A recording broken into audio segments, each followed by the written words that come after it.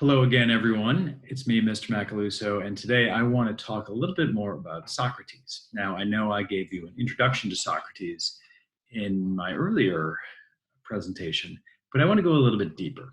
Socrates is a really important figure. Of course, when I'm talking about Socrates, as I said the other day, what we're really talking about is what Plato wrote about Socrates. We're going to have you read a book that was not the whole book. We're going to have you read a small section of a book called The Republic, which was written by Plato. It's a really wonderful book. If you're interested in government, you should definitely read this book someday. We're not going to read it all. We're going to read just a couple of pages. And the pages we read are about something called the allegory of the cave. Now, those of you who have me as a teacher or who take math in room 219, you may have noticed a little pastel piece of art above the board in the classroom that is based on this allegory of the cave. A student of mine from about 20 years ago, made this for me way back when. And it's really something that I've really treasured because he did an amazing job trying to kind of give a visual representation of this allegory of the cave. Anyway, you're going to read that. We'll post that to Whipple Hill. But today I want to talk about another Socratic dialogue written by Plato called the Meno. Now, the Meno is an interesting dialogue for a couple of reasons. First, in it, Plato is talking to his friend Meno. I'll spell that when I bring up my whiteboard. Meno comes up to Socrates and he says, "Hey, Socrates, what is virtue?" And Socrates says, "Meno, I have no idea what virtue is. I thought you knew. You hang out with that sophist, Gorgias, don't you?" I think that's his name.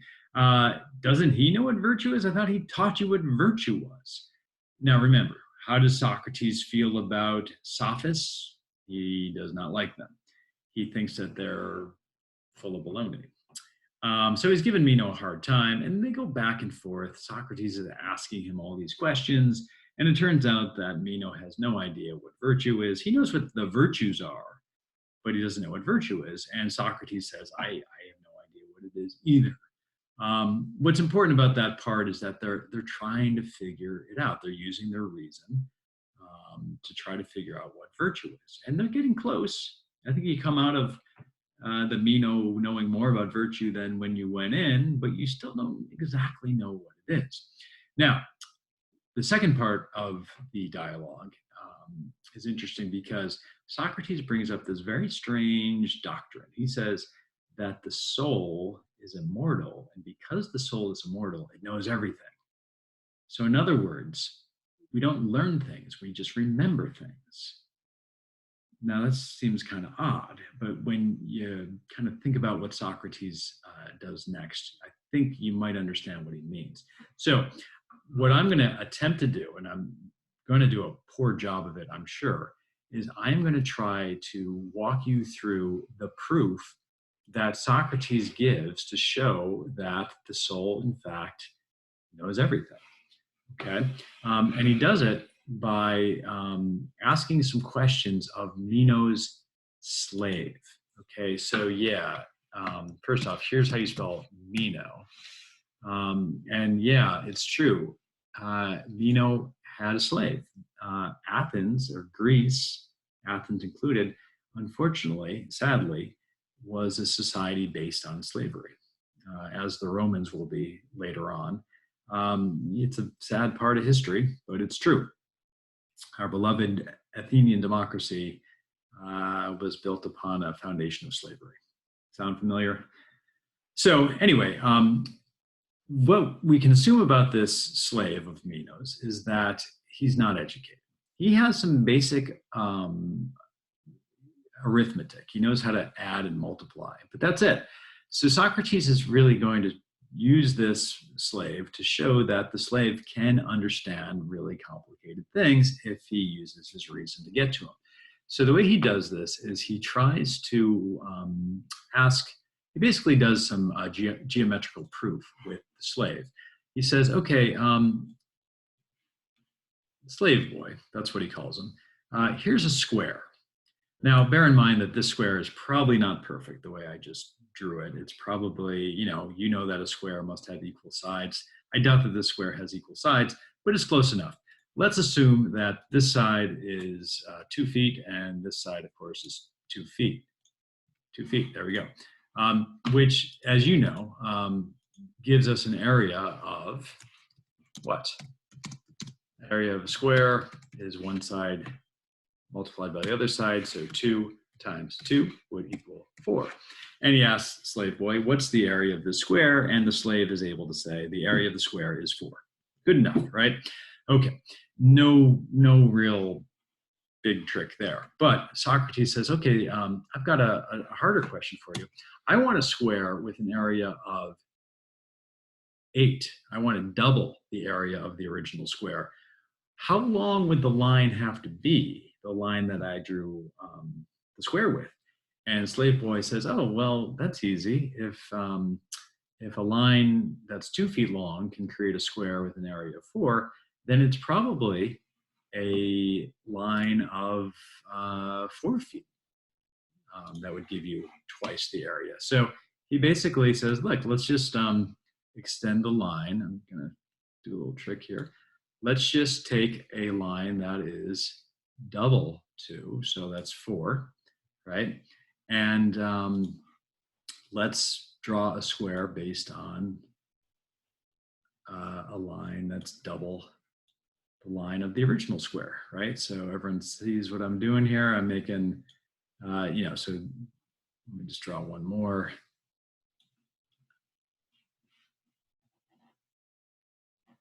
There we go. Again, these are not perfect squares, but you should get the idea, right? So if that square is based on a line of 2, this one's 2, this one's 2. Obviously, this down here, we could just label it as 4 because 2 plus 2 is 4, right? We'll put a 2 over here so everyone understands. So the idea is this. The slave boy says, well, if you want to double the area, we just double the length of the line. Well, I think we all know that that's, just by looking at it, we know that he's wrong. I think he understood that he was wrong. And if we go 4 times 4, we know that the area of that square is 16. So slave boy, bad answer, right? Let's try to refine our logic a little bit. And so slave boy says, well, if it's not 4, it's obviously not 2. It's got to be somewhere in between. So he comes up with a line of 3. But if we do the math, we see that 3 times 3 equals 9. And we were looking for a square with an area of 8. Okay, so that doesn't work either. Slave boy is going to get even trickier and say, well, then it must be a little bit smaller than 3. Let's try 2.5. And we know that 2.5 times 2.5 is equal to what? 6.25. So again, he's off. Right now, as he, that was 2.5 times 2.6. Sorry, it should be 2.5 times 2.5. So you could keep playing with those numbers and maybe you'd get to it, maybe you wouldn't, right? So Socrates says, sorry, slave boy, let's try something else, okay? So I'm going to draw a line from one corner of our first square to the opposite corner, okay? Now, I think all of us would agree, just by looking at it, that if this is a perfect square and this line is drawn perfectly, this whole square has an area of 4. This triangle would have an area of 2. And this would have an area of 2, right? Everyone with me so far? And then Socrates says, well, let's draw another line. How do I do this? That won't work. Let's draw a line from this square.